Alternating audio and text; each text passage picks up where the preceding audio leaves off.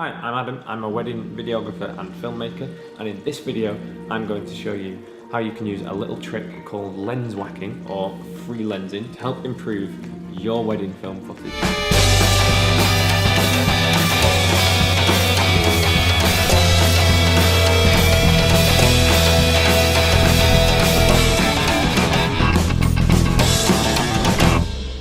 So, if you're not familiar with the term lens whacking, it's basically the act of removing your lens from your camera body to allow light to hit the center directly. And if you move and manipulate your lens in the right way, you can create some really interesting lens flaring, sort of tilt shifty focusing effects.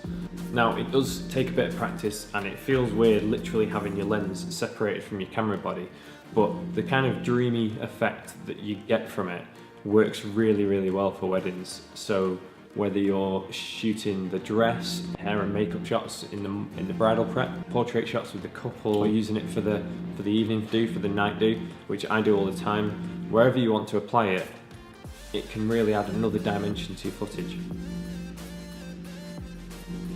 So how to do it? Everything that I've read online suggests that you should use a short lens, 50mm or shorter, but to be honest, when I'm on a wedding, I shoot 95% of the day with my 85 prime, so I just use my 85 when I'm lens whacking and it works great for me. It is a bit of a tighter shot, but you know, I'm using it anyway and it saves me swapping lenses, and I think it works great. The only other thing that I would recommend is maybe using an older lens if you're worried about getting any dirt or dust into your lens when you're detaching it. Again, I'm not overly fussed about that. You're going to want to have your live screen on so that you can see what you're shooting, because it's a little tricky controlling the lens and looking through the viewfinder at the same time, so I always have it like that. And then with the lens still attached, you need to set your focus all the way to infinity, and then you just detach your lens and hit record.